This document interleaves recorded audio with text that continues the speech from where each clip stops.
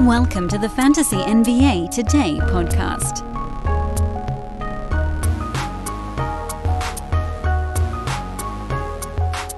It's Monday, so you guys know the drill. Reverse chronological lightning round day here on the pod. Welcome to Fantasy NBA Today, everyone. I'm your host, Dan Besbris, and we will dive right on in with a full weekend recap starting on Sunday and working our way backwards such that we hit each of the 30 NBA teams' most recent ball game and kind of get everybody's brains reset for the week ahead. I have promo things to tell you about. I have sports ethos things to tell you about.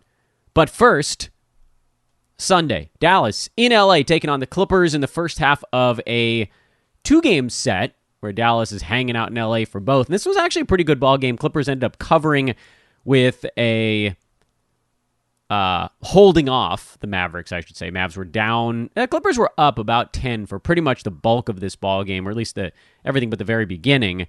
Mavs made a good push, wasn't quite enough. Clippers got solid ball games from Paul George. Reggie Jackson, he's been, I keep looking at Reggie and thinking this guy is like one really big game away from clearing that hurdle. And then every time I think we're about to get there, he comes out and he goes like 2 for 17 with 3 rebounds and 2 assists, or something just horrific on the field goal percent side. And therein lies the rub with him. He's taking 17 shots a game, which, I mean, in this modern NBA, if you're up around that usage level, it's very hard not to post value. There's just a couple of guys that are outside the bucket. Brandon Ingram is a super high usage guy who's outside value. When I say outside, I mean not even really startable in a 10-teamer right now. Or barely. De'Aaron Fox is in that bucket. Russell Westbrook is in that bucket. And Reggie Jackson right now is also in that bucket. Reggie is a very good free throw shooter. Unfortunately, doesn't get there very often. With Fox, he's been terrible in both percentages. Westbrook is always terrible in both percentages, so that one you kind of knew getting into it. And then Brandon Ingram, who's been much worse in the field goal percent side, and also after a year and change, if you want to call it, where the defensive stats had actually trended up for BI, they have completely abandoned him so far this year. Now, on the Ingram front, I think he's probably in the buy low category, because as bad as he's been defensively, I don't think 0.2 steals is necessarily going to stick. And honestly, I don't even know that the people that have Ingram on their team are aware of how brutally bad he's been on the defensive side of the basketball. He's never been a big steals guy. He made that giant leap when he got traded from LA to New Orleans, where he went from pretty consistently in the 1.1 range of defensive stats up to 1.6 with a full steal per ball game. That trended back down to 0.7 last year, but he's never been below a half a steal over an entire year anywhere he's been in his career, and he's never been under half a block anywhere he's been in his entire career. So I find it very hard to believe that, although he's not a good steals and blocks guy, that they are going to trend to, this is like Gallo level low, who obviously floats his own value with free throws, but not so much this year. Everything else for Ingram seems generally fine. The shooting could be better, and perhaps it will be when he gets, if Zion ever comes back. I don't know. Maybe it won't. Free throws are still fine. They've come down a little bit off of the career high, 88% last year. But then, we look at it from the other perspective. If the guy with Brandon Ingram, or gal, in your league doesn't know he's been this bad defensively, you might not be able to buy low anyway. With Reggie Jackson, I don't know that it's going to matter. I don't think, field goal percent probably gets up into 41, 42 range, which isn't that far away anymore. The steals at 0.6, would love to see those trend a tiny bit higher, but they probably won't. I think that's kind of who he is. And then, if the field goal percent does improve, 17.5 points probably trends up towards 18, 18.5, or 19 potentially. But is that enough? Is improving on the field goal percent and improving on scoring enough to get him out of that streamer territory where he's kind of in right now and has been throughout the year, while we've been very patiently waiting on him to make that little jump forward? He's one click away from permanent starter status. And I've been pretty much running him out there every game thinking, here comes the heater. And then, 2 good games later, he's up to like 106 in the ranks, and then one awful game drops him back 25 spots, and we do it all over again. I think you just stick with it. I mean, his role is giant and secure on this team. We knew this was gonna be that thing holding him back. He's never been good defensively. The hope was that he might be able to get more than 4 assists. Maybe 4.5 would also get the job done. 5 would be a stretch. Anyway, on the Eric Bledsoe front, he seems to have solidified himself now as a hot and cold kind of guy. So stream as you see fit, but he does not need to have a permanent roster spot. And then Nick Batum got placed in COVID protocols before yesterday's ball game, which, it's not good news, but it does allow him to rest his Achilles, and it allows you to throw him into an injured slot. So that makes it a lot easier, I think, to hold on to him. That's my take on Batum. I know everybody's like punting to the curb and running for the hills as fast as they can, but if he comes back and his Achilles is good and he can breathe all right after COVID, dude was cruising inside the top 50 for about 3 weeks of healthy basketball. I don't know how you drop a guy like that. Seems asinine, but anyway. Onward and upward, we continue rumbling along. On the Dallas side, I think everything's fairly straightforward. Without Luka, Jalen Brunson is huge. He's been good even with Luka, but he's been sort of right on the cusp with him. And then without him, he goes nuts like this. Kristaps Porzingis has been incredible lately. He's pushed himself up to number 12 in 9 category leagues on a per-game basis. Yes, I know he missed a handful of games already, and he probably will miss a handful more. But for someone that we were advocating being drafted around 45 to 50, the fact that he's posting first-round per-game value and the blocks could even potentially go higher, I am extremely excited about this. And in a Roto Games Cap format, he looks like a really sweet get at the end of the 4th round, beginning of the 5th round. You know who jumped in front of him? He was at 11 briefly yesterday. DeMar DeRozan, and we'll talk about him a little bit later on as we push our way through this Sunday card. One more thought on the Clippers side. They have a lot going on with this team, so we're kind of starting with one of the more interesting clubs. Serge Ibaka came back, played 13 minutes after a little time in the G League, missed some free throws, missed some shots. I do think he ultimately tears into the minutes of Ivica Zubac a little bit, and a little bit might unfortunately be enough, because Zoo, playing 28 minutes a game, was around a top 70 type of center and very much a guy that needed to be in lineups. If that trends back down towards 22 or 23, and I don't know, maybe he hangs out above that mark, but 22, 23, that puts him more, I think, in the streamer zone, depending on if there's any kind of other auxiliary leap forward happening here, but I don't necessarily see that happening. On the Zubats front, just keep running it until it falls apart, because we don't know Serge is going to take those minutes. And really, we don't know Serge isn't even going to be healthy for more than a week and a half. All right? So let's not get the cart ahead of the horse. Lakers and Pistons. This was a wild ball game. LeBron James and Isaiah Stewart got tangled up on a rebound. LeBron kind of swung his arm in the direction of Stewart's face and caught him with the back of his fist right in the side of the eye. It was an ugly hit. LeBron ended up getting ejected for a flagrant 2 on a review. And you could kind of see the tussling. It was one of those things where it really looked like LeBron thought that because his arm was tangled up with an arm as he swung sideways, which you can't do anyway, that he probably thought he was more like shoulder height. But Stewart's not that tall. Isaiah Stewart is playing center, but I think he's probably like 6'8", if you weren't looking at a roster, and I don't know what they have him as officially listed, but he's not that tall of a dude. So, bam, right in the face. Stewart got mad, kind of walked up on LeBron, and then everything got crazy. And Stewart, for like the next 7 or 8 minutes, was basically just trying to wriggle free from his own coaching staff to bum rush the entire Lakers and get back after LeBron. I mean, it was quite a scene.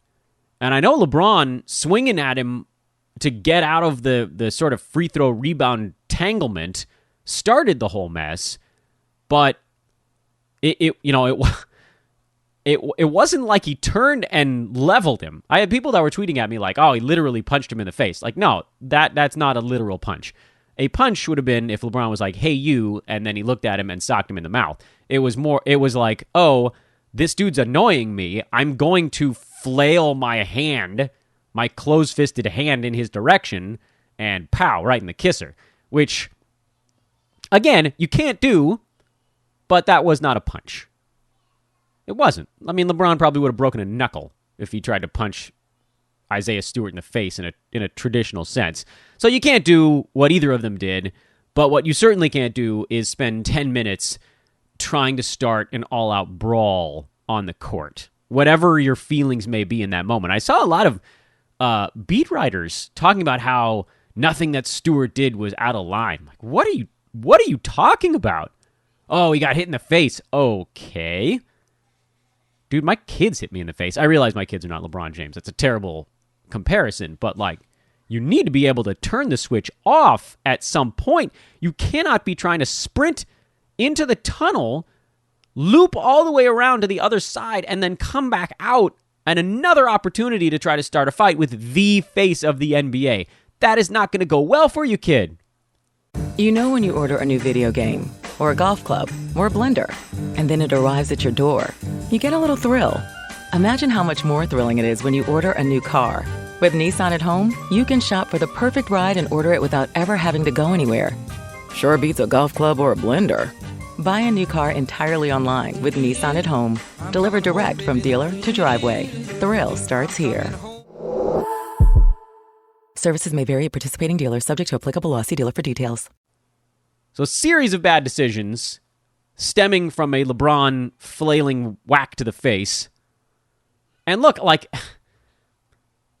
I am at my core a Laker fan, but I have not, and you guys have heard me on this podcast, I have not been a LeBron James fan throughout his entire career. I think I've actually appreciated him more later in his career when he's been less of a look at me kind of player. The story that always bugged me, I was in college at the time, because LeBron James came out of high school when I was in college, and I still remember, it was like maybe 3 or 4 years into his career, so maybe I was done with college. I don't remember. I was still near that point in my life, and I think it was the All-Star game, or All-Star festivities, the dunk contest, and they went to LeBron courtside to ask what his thoughts were on the mega dunks that were happening, and he said something like, maybe I'll do this next year, which I thought was just the most egregious, hey, like, look at me instead of the kids dunking moment. And I couldn't stand him, even more than the decision, which was just clearly marketing gone wrong. But starting about the moment that Draymond Green kicked him in the nads, and he turned into don't give a you-know-what LeBron, I've liked him a whole lot more. But suffice to say, I watched a bunch of replays of that yesterday with a fairly unbiased eye, and I have Isaiah Stewart on a fantasy team, and I don't have LeBron on a fantasy team. So yet another reason that I was really hoping that this was going to look better for Stewart than it did. But like, the more that you watch, the overhead view is the one that looks like LeBron was like trying to whack him in the face, but you can't actually see the height of whatever's going on from the overhead view. The more you look at it, the more it looked like LeBron was not pleased about having his arm held, which, by the way, was the foul being called on Stewart. The original whistle was a personal foul on Stewart for grabbing LeBron's arm. I think he was upset. He thought maybe he was going to pull that joint out of its socket, and so he kind of swung the back of it at him. But again, you cannot go from a cut over the eye. Like, he wasn't that badly beaten. He got slashed. These guys get hurt worse than that when they fall on the way to a dunk. And again, I'm not trying to minimize at all what LeBron did. He got ejected. He should have. He's probably going to get suspended for 1 game, would be my guess. If that. He probably, you know what? LeBron probably would have gotten suspended for 1 game. And now I wonder if they might even dial it down because of how absurd the Stewart. This was a long time. They were really hilarious. I mean, they're funny because nobody got hurt in the end here, but like, hilarious videos of 4 or 5 Pistons holding him. Stewart pretending to calm down. You could read his lips. He said, I'm good, guys. I'm good. And as soon as they relaxed their grip, he raced out of their arms and like knocked over a bunch of security guards and other Pistons staffers and just barely, like he hurt his smaller coaching staff members more than he got hurt on the original. Anyway, Stewart's probably going to miss a few ball games. I can't imagine he'll be back in time for the rematch, which frankly is probably okay. You're still hanging on to him. He was actually playing relatively well in this game. The stats don't show it, but he was doing a lot of fighting on the glass and tipping rebounds to his teammates who, like, their rebound numbers looked great. Stewart's didn't. He had a nice block in this ball game. The numbers did not reflect the impact he was having on the game. So you're holding on to Stewart. There's still no Kelly Olynyk for probably another month, and there's just no one really challenging him for minutes because Trey Lyles isn't very good. From a fantasy perspective, I like that Carmelo got warmed back up in this ball game. I'd love it if he took more than 8 shots, but he's taking only the ones where he's open, which is kind of nice. Got some strip-down blocks as well, so that pushed him back up the board a little bit. Taylor Horton-Tucker has come crashing back to earth since LeBron James re-entered the lineup, and if Kendrick Nunn ever gets fully healthy, THT probably doesn't come close to fantasy value at that point. So if you can catch him, like if LeBron gets suspended for a game and THT goes big, you got to move him. Take whatever you can back. Anything inside the top 95 you take back in a category league. Pistons side, Frank Jackson's actually been really good lately. He had some nice blocks in this game. They weren't fluky. They were nice athletic ones. Corey Joseph, 5'4" and 7, filling in for Killian Hayes if Hayes misses another ball game, which I think he probably will miss one more. I see no problem with picking up Joseph for a quick stream. He generally does more offensively than he did in this ball game, but Jeremy Grant got so damn hot that they just let him roll. And no, you're not picking up Hamidou Diallo because he does this, and then he comes back with a 1-for-7 shooting game and a 2-for-6 free throw game, and it all goes right down the crapper. Rest of the games on Sunday, I think we can move a little bit quicker through. Knicks lost in Chicago. Not a ton of news there. Alex Caruso hurt his wrist for the Bulls. If he misses time, I don't think anybody moves across the cut line unless Derek Jones Jr. magically gets 30 minutes, but I don't think that's happening. On the Knicks side, I guess my only thought would be, what do we do with Kemba Walker? Because Evan Fournier we dropped about 10 days ago on this podcast. And Kemba, I've been sitting here, and you've heard me hemming and hawing over him. Every show, should we, shouldn't we? I think you hold. I do believe some of the lower minutes in this game was because it was the second half of a back-to-back, and dude hasn't played in a back-to-back in 2.5 years. Thereabouts. And he actually looked really good to start the second half. For whatever that's worth. That was this weird little stretch where the Knicks went on a run. They actually took the lead. I don't think they wanted to use Kemba again later in the ball game. And frankly, while I'd love to see Derrick Rose play 30 minutes and he would be fantasy relevant in 30 minutes, I don't think the plan was ever or will ever be to give him 30 minutes. He's at 23 on the season, and he's right on the border. So if you see Rose uptick, he's a go. And, I mean, you could throw him on your roster if he's not already grabbed somewhere. He's played in the back-to-backs so far this year for the Knicks. I believe all of them. And he's been awfully dang close to per-game value. So because he's played in the back-to-backs, his totals value is actually pretty good. So, yeah, I'm good with him being on a roster on the chance that his role gets bigger. If they decide that Kemba's not the answer, and maybe they do. I don't know if those guys will ever flip-flop. That might actually end up being good for both of them. I don't know. Get D. Rose into the starting lineup to get his minutes up a little higher. Get Kemba into the reserves to get his usage up a little higher. In any event, they probably both belong at the end of a roster if you can afford to just kind of squat on them. Neither one's been so awful that they're killing you in head-to-head. They're not startable in Roto right now because it's so back and forth, and Rose is closer. And then Alec Burks has been better than Evan Fournier. So does that situation flip on its head? And will Burks have the fantasy game to support being picked up and thrown into the mix? I'm going to tentatively say no for the moment. But it's been close-ish, which is, I know, the vaguest possible term that we could possibly throw there. Over the last 2 weeks, Burks has been inside the top 75. mostly because he's hitting a ton of three balls, and that's not really been his jam throughout his entire career. The problem with this Knicks team is, like, you can't have all of them. You can't have Kemba and Burks and Rose and Fournier and just, like, have them all sitting on your bench, because at the moment, it's a crapshoot. You roll the dice. Which one's going to come up? Lately, it's been Rose and Burks, and a week before that, it was Kemba and Burks, and a week before that, it was Kemba and Fournier, and anyway, you guys catch my meaning there. The honest to goodness truth is, I don't know who's going to emerge from this as king of the Knicks guard wing thing. Nerlens Noel, by the way, he's a full go, while Mitchell Robinson is concussed and Taj Gibson is dealing with his sore groinals. But from a guard wing standpoint, RJ Barrett is always going to be more of a points league guy. Everybody's like, oh, he's taking steps. And no, he's not taking steps. He's still number 213 in 9 cat. He's been the worst of all of them, even worse than Kemba. So points leagues only there. Pretty good in points leagues, actually, but points leagues only. On the 9 cat side, I think Derrick Rose is probably your safest bet. Alec Burks is probably your second safest bet right now, although I think I could put he and Kemba in kind of the same secondary bucket. And then Evan Fournier is a guy that's just completely lost his way, so he can hit the pine.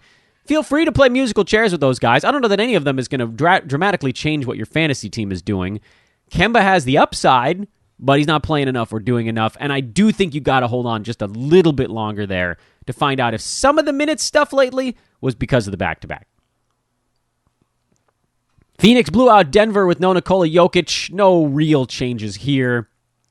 I'm not picking up JaMychal Green. I think Jokic is back soon. The big news out of Denver, of course, was that late last night, about 9 o'clock Pacific time, the report came out that Michael Porter Jr. may have a nerve issue re-emerging in his back, and his season is in jeopardy. And this, of course, was the great fear when we found out he was dealing with back stuff. And maybe that's why he looked so dejected, in addition to just not playing well, is because he knew something going on was in that same, oh no, here we go again, back situation. And this sucks, because he came into the league with back trouble, seemed to work his way through it, had been really predictably healthy for basically the 2 seasons that they were trotting him out there. We hadn't heard anything about it flaring up, but clearly something he started this season with. And I just get the feeling this offseason was so awful for NBA players. There was this massive letdown after the weirdest sinusoidal wave of a schedule we could have ever imagined. It was games, it was off, it was games, it was off, it was games, it was off. And now it's finally like, oh, normalcy, but the offseason wasn't all the way there. Whatever it is, you got to sit on him for now, because maybe good news comes at some point, but there's probably about a 30-40% chance we find out that he will indeed sit for the year.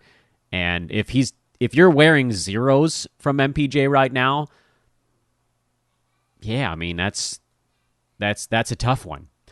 I feel fortunate I only have him on 1 out of my 13 teams. Some of that is just because I ended up with a late draft pick in a lot of drafts this year. But even in a couple of leagues where I ended up with an early draft pick, there were other guys still on the board at 23, 24 that I wanted more than MPJ. I'm trying to find the teams, and they're certainly more so on the Roto side, because I don't think I was hunting him as much in my head-to-head leagues. But I'm trying to figure out where I had an earlier draft pick. Where are you, team with an earlier draft pick? There's one where I ended up with Harden in the first round, and Freddie Van Vliet was still out there at, I think, 22, so I went his direction. And there was one where I had first overall pick, I ended up with Jokic, and that was the one where MPJ was there at 24, and the other guys I wanted were gone. I took Chris Paul behind him, so first and third rounds worked out pretty well, but yeah, not so great on the MPJ front right now. And then in all my other Roto leagues, I had a pick towards the end of the first round, so I ended up with a lot of Jimmy Butlers and Paul Georges and Bradley Beals, and of those guys, Beals the only one who's not crushing. And I do think he's a guy that's generally on the move on the upward board. But there is the fear now what does this season become for the Denver Nuggets? If they really do find out at some point here in the next little bit that MPJ is not going to be hanging around, what do? They're 9-8. They've lost 4 games in a row. They're certainly a lot better when Jokic is in there. He's missed the last couple, and they've lost them. I do think there's a fortunate thing happening in the West where basically there are 3 teams right now that are a cut above. The Warriors, the Suns, and the Jazz, to me, are a cut above. Sorry, Clippers. I know you're 10-7, but you're not a cut above. Clippers, Mavs, Nuggets, Blazers, Lakers, Grizzlies, Wolves. Those teams are all, maybe not the Wolves as much, and maybe even not the Grizzlies as much. But if you want to add them into the mix, you've got 7 teams fighting for the 4 through 10 spots. But unless, the Thunder want to tank, the Spurs are sort of tanking by accident because they went so young. The Kings are definitely tanking by accident. That's the team you worry about with Luke Walton getting fired, and don't worry, we'll talk about that here in a minute. Is that a team that now pushes its way up the board a little bit? Possibly. But the bottom 4 teams in the West are, the Rockets, they may never win a ball game. The Pelicans, who I'm sure are hoping to look a little better as the year goes on, but I don't think they're making a push for anything. And the Spurs are down near the bottom, and the Thunder are 6-10, but they don't really want to win all that bad, so they'll fade at some point as they force the fade. Right now, top 10 teams in the West, they all go to the playoffs.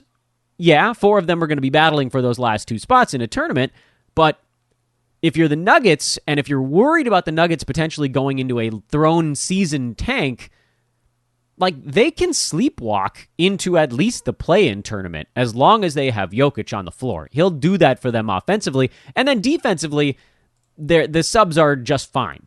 These other guys can come in and they can play pretty good defense. They're not going to beat the Phoenix on a night where they don't have Jokic or MPJ or Jamal Murray. You're down your top 3 guys. You're going to lose to a good team. But anyway, stay strong. If there's anyone in your league that's worried about Jokic and a shutdown, I think you should go get him because I don't think it's coming. Phoenix side, you can throw this game out. They only had to play 2.5 quarters to win, so stats are generally kind of useless here. Dump them out the window. Hate those blowouts that end so early that nobody quite gets to where they need to be, but oh well. Warriors and Raptors, this one opened up late.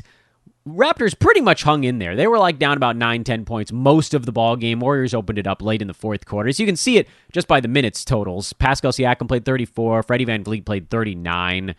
Raptors pretty much had their guys playing starters minutes. Couple quick notes, mostly on the Raptors side here, before we pause just a minute and actually kind of introduce you guys to the podcast because we jumped right over that part. And we're going too slow, frankly. I got to speed up the pace.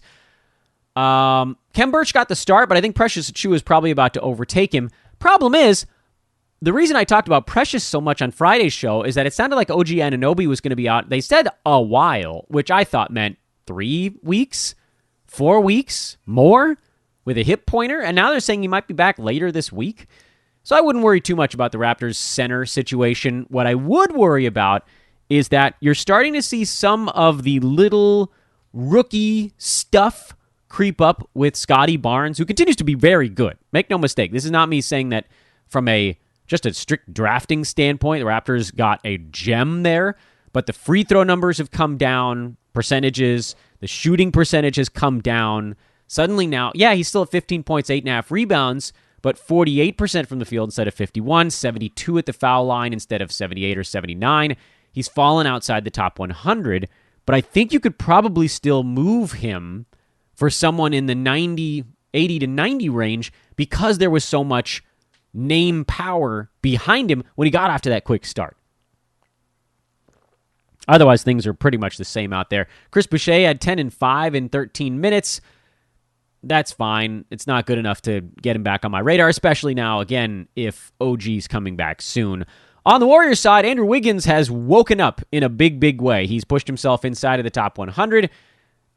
Thankfully, at long last, and hopefully there he will remain, as we've started to see the defensive stats creep up a little bit. No steals, but he did have a block in this ballgame. The field goal percent has been on the rise for him. He's shooting free throws pretty well this year. I don't know if the field goal and free throw numbers are going to stick. My guess is probably not. But if the steals and blocks come up a tiny bit, he could push his way into that 75 range if the other stuff just holds the way it is. So that's a good sign for Wiggins. Jordan Poole had 33 on only 13 shots. That's insane. He's very much a sell high anytime he does stuff like this. Or you could just ride it out. You can get another month out of him before Clay comes back, and Poole at that point likely loses his starting job. It's going to be a tougher road to hoe for Jordan after that. Draymond, he's also pushed his way inside the top 100 very steadily. Not with the big games that Wiggins done here the last 2 or 3. Draymond's just kind of been Draymond the last little bit. After that weird free throw blip to start the season, he's been more of like a top 55 kind of guy last 3 weeks or so. And I think he goes higher, honestly, than that because the steals and blocks haven't even been there yet for Dre. They've been okay, but they haven't been as high as they could go. I do like that his field goal percent's been better this year. He's not taking three-pointers anymore. The backpack three-pointer is still one of the funniest things I've ever seen. And Steph was human for one game, but he's still way out in front of everybody for first overall in fantasy right now.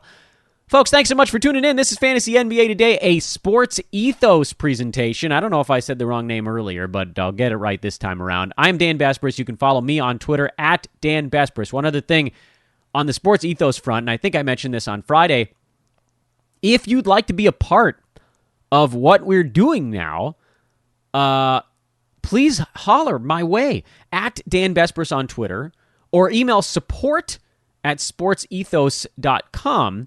The reason I bring this up is because one of the biggest reasons that Hoopball has rebranded is because we're not just basketball anymore. So if one of you guys is listening to this podcast and you're like, Dan, you've made me so much better at basketball, but my best skill is fantasy football or fantasy baseball, whatever it might be, send me a note. Send me a note. We are looking to expand that direction, and we are looking to recruit that direction. And if you're someone that wants to make this a life, even better, because we need folks to helm those new divisions. Again, that's at Dan Baspris on Twitter, DanBesbris. Our coupon codes, our promo codes have not yet changed with our advertisers at manscaped.com or mybookie.ag. And I'm going to tell you about MyBookie in just a little bit because they got something insane going on later this week. Manscaped does as well, so I don't want to leave them out of the fun. But mybookie.ag has so many things happening this week, and I want you guys to take home free money with me. Let's go back to Saturday, see if we can move along at a little bit of a better clip here. Houston lost in New York. We talked Knicks already. Jayshawn Tate was better, and he's actually been inside the top 80 the last couple weeks, so maybe he's beginning to turn a corner. I still think he and Christian Wood are the guys that have the path. Alperen Şengün, slightly better in this ball game. We knew the steals rate was going to come down. Problem with the Rockets is that no one has been consistently above the cut line, and being a little bit better for 1 or 2 games isn't going to change the way I feel about most of these guys. Wood is someone you can't drop. If you can throw up a few good games in a row, you try to trade him. Tate, I think, is probably someone that falls more into the streamer loading zone right now, but if he gets better, then that's someone that might stick. And then Şengün, someone I think we all agree, analysts, that will be pretty good in February, but it's November. Pelicans lost at Indiana. JV continues to play really good basketball. He's number 14 in 9-cat, still hanging around there. Josh Hart was not very good here, but he'll be fine. I mean, this was a blowout. You kind of throw this one out. Miles Turner, Domantas Sabonis, Malcolm Brogdon were all fine. TJ McConnell, 4 defensive stats and 5 assists. Only 19 minutes, but everybody's minutes were weird in this game. Karis LeVert's the one that's pissing everybody off. And, this is like, you don't draft a guy who has a back issue coming into the season. Really wish that someone would have said something about Michael Porter Jr. because we could have put him in that same dang department. But, Karis LeVert's stress reaction in his back, that was not a guy that ever should have been drafted. And if you're thinking, should I drop him? You probably can't. You could, I guess, but he can get pretty good if he magically gets better. Anyway, Washington beat Miami. Duncan Robinson hurt his knee partway through this ball game. Don't know what it would have changed. Bam Adebayo is dealing with a cold, although it sounds like he's been upgraded from out to probable. I don't know. I heard he didn't practice. That was the last thing I heard. But I don't know. I don't know. We'll see. Bam's been annoying so far, mostly because of injuries. He was in foul trouble in this ball game, so that held him down a little bit, and Washington's defense is holding people down a little bit right now. So no massive changes to the Miami outlook here. I just mostly want Bam to stop with all this other stuff going on. For the Wizards, Gafford had a bad one. That's fine. It'll happen. I still want him on my fantasy teams. Beal started out strong in this game, cooled off a bit. Dinwiddie has fallen back to more so where we kind of knew he would end up. He was always way too high as a guy who doesn't get defensive stats. And frankly, we kind of need him to do more, because if the free throw number comes down from 94, which it will, he might fall outside the top 100. So please, Spencer, take a few more shots.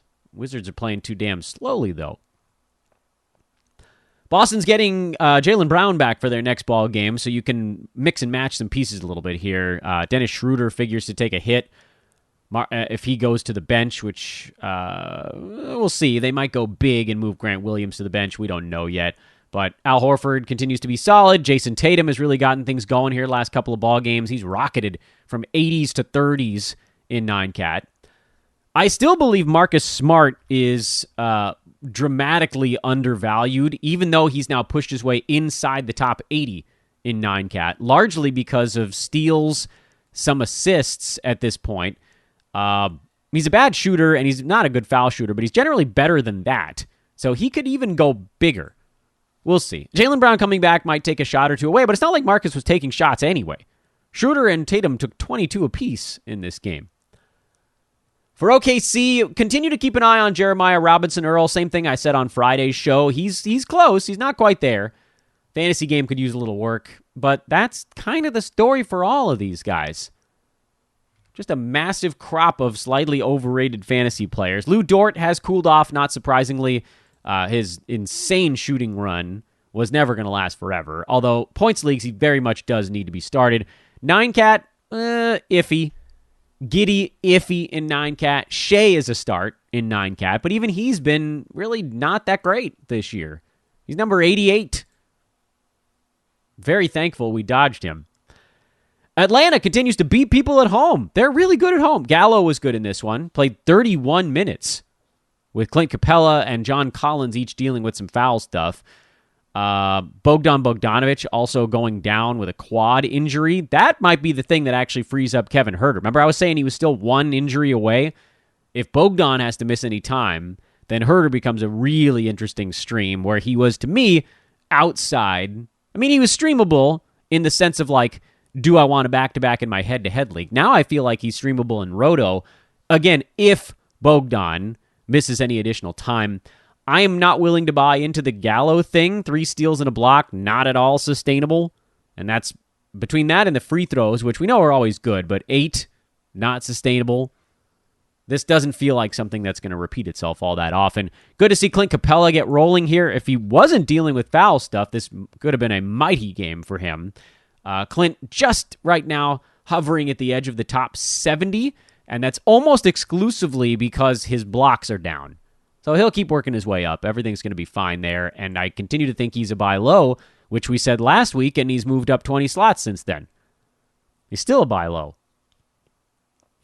LaMelo, crazy. Triple-double. Efficiency took a hit, but the other stuff is floating him, and he continues to not miss free throws. I did not see that coming. So we were too low on LaMelo. He's a second-rounder playing like a first-rounder right now, and it's not going anywhere. Miles Bridges, 35, 10, and 3. Nice to see him get back on the good side of things. This is probably a sell opportunity after he had faded for about a week and a half. If you'd like to see if he can do it one more time, be my guest, but I don't see him taking 28 shots again in the next ball game. Cody Martin played 31 minutes again as they went small And I guess that meant that, Jalen McDaniels was playing some center. Was Miles Bridges a small ball center for the team for a little bit there? We'll keep an eye on it. I don't think I'm making any massive plunges here with Charlotte, but we'll watch it. Orlando, without Cole Anthony, was getting smoked in this game. The reserves for Milwaukee kind of gave up some of the lead late. Giannis took 23 free throws in this ball game. Holy mackerel. That didn't go great for him. That's not good. The other stuff was 32, 20, and 5, though.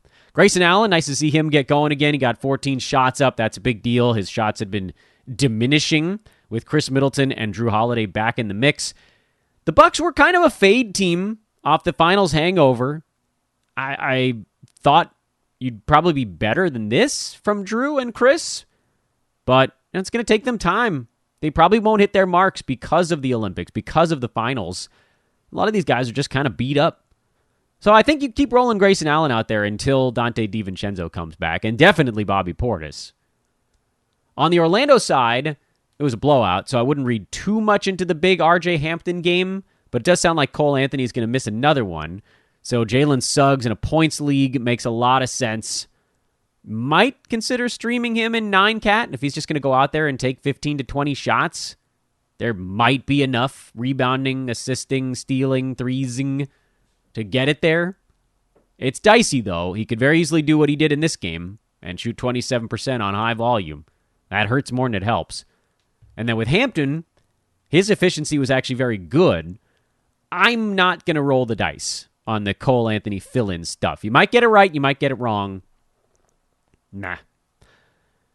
Minnesota beat the nuts off of Memphis in this ball game. I don't think you want to read too much into the Memphis side. No Dillon Brooks, no DeAnthony Melton, so no additional information there. On the Minnesota side, Jared Vanderbilt had a pretty good ball game in 25 minutes. He's been better the last couple. We know how this thing goes. It bounces in, it bounces out. Jaden McDaniels takes some of those minutes back. While he's warm, you can probably stream him. I don't think I'd have the wherewithal to play him in a Roto Games Cap format, but head-to-head, if you need a center, you could throw him in there for a back-to-back. And then Patrick Beverley, I kind of feel likewise with him, although we do know that if Pat can stay healthy, he can be inside the top 100 in 9-cat. He's done it before, and right now he's right on the cusp. Gets you those rebounds, threes, steals, and blocks from point guard spot, which is kind of cool. But also, this is a really easy game for them. So a couple of, right on the cusp guys with Minnesota right now, which I know Dan stopped towing the line. But that's where we're at. Utah beat Sacramento. Someone barfed on the court at the Golden One Center, and Luke Walton got fired. It was quite a night Saturday evening for the Kings with a 12-minute mop delay. It was gross, but it was also hilarious.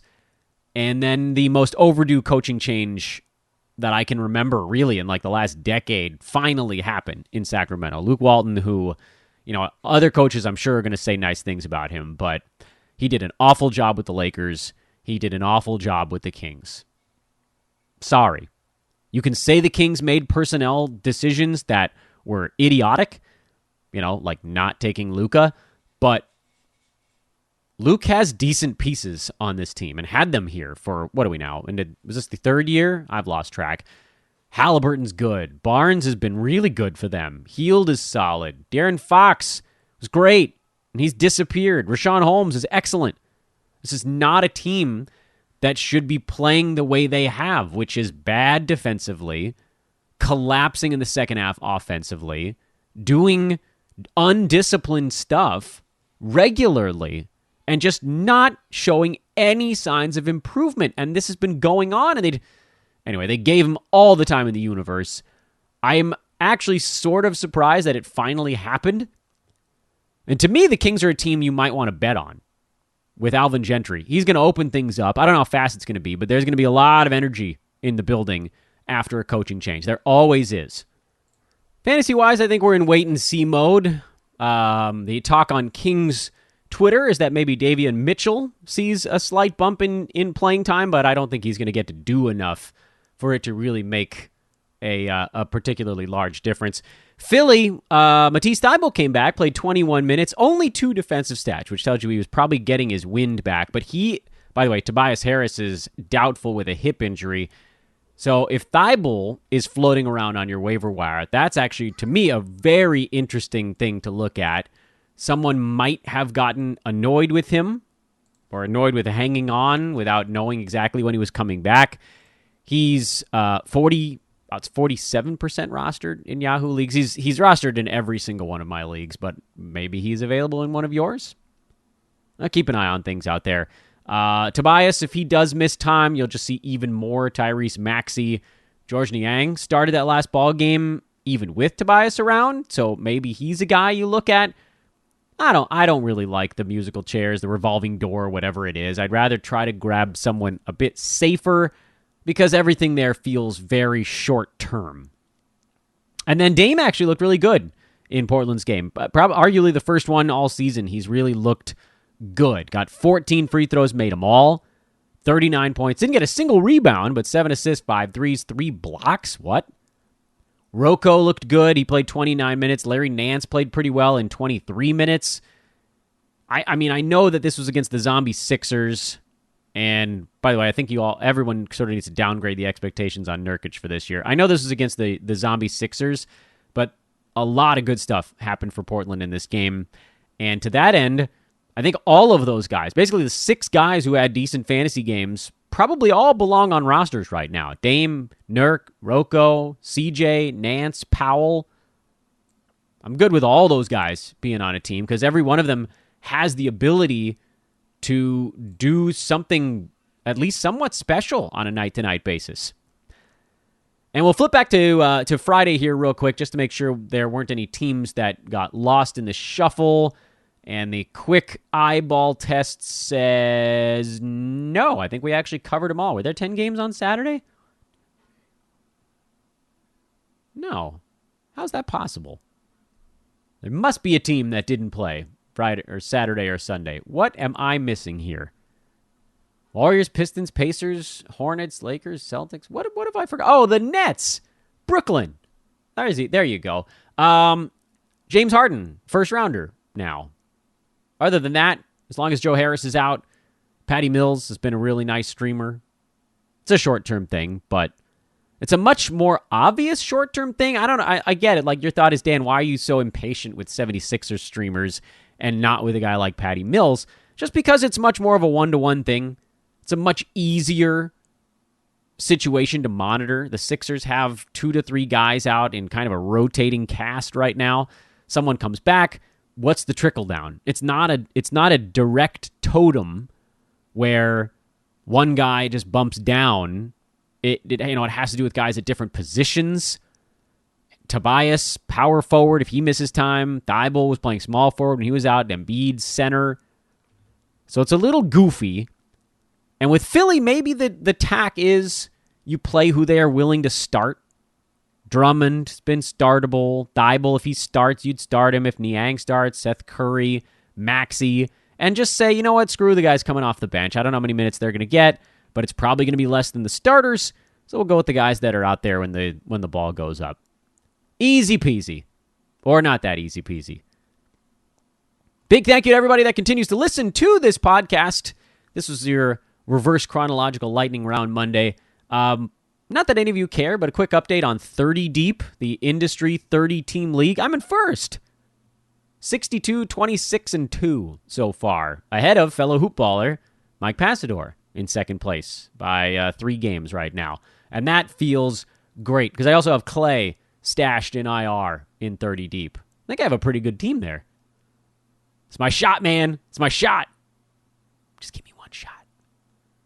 Oh, man, I got to tell you guys about MyBookie before we wrap up the show. And please don't tune me out here because this is a promo. And if you sign up and use promo code HoopBall, it looks really good for us on that third page of sign up.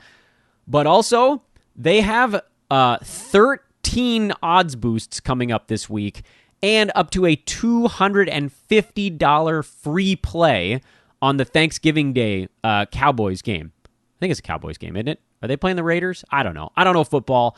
All I know is that you can flip a coin and pick a spread, pick a side, ATS in that game, and bet up to as many as $250. And if it misses, you get your $250 back as 1x rollover. I mean, you just have to gamble that $250 in any pacing you like from now until the end of time. You could do it in $25, $10 bets. You could do it on just odds boost bets.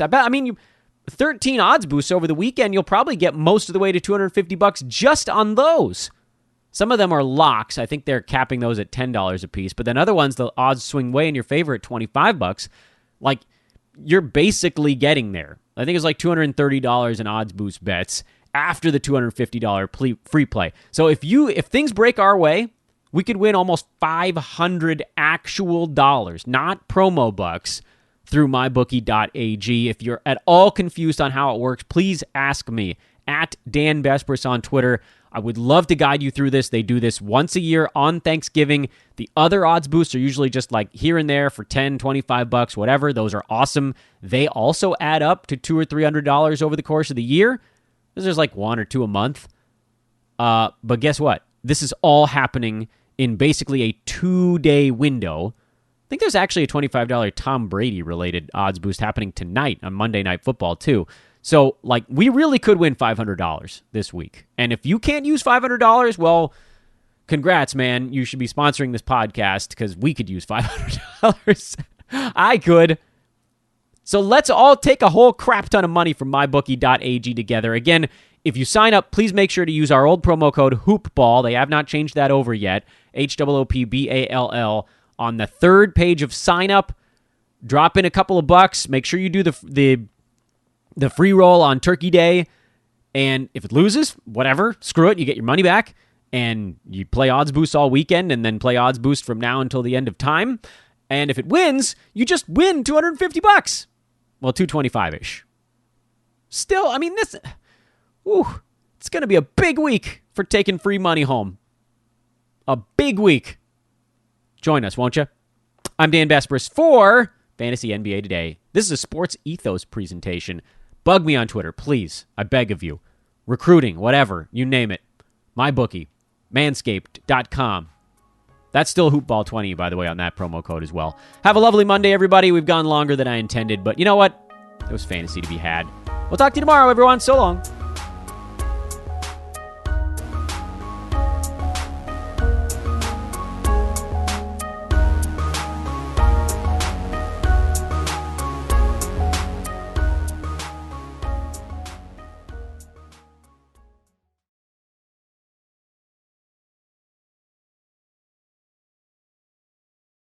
You know when you order a new video game, or a golf club, or a blender, and then it arrives at your door, you get a little thrill. Imagine how much more thrilling it is when you order a new car. With Nissan at home, you can shop for the perfect ride and order it without ever having to go anywhere. Sure beats a golf club or a blender. Buy a new car entirely online with Nissan at home. Delivered direct from dealer to driveway. Thrill starts here. Services may vary at participating dealers, subject to applicable law. See dealer for details.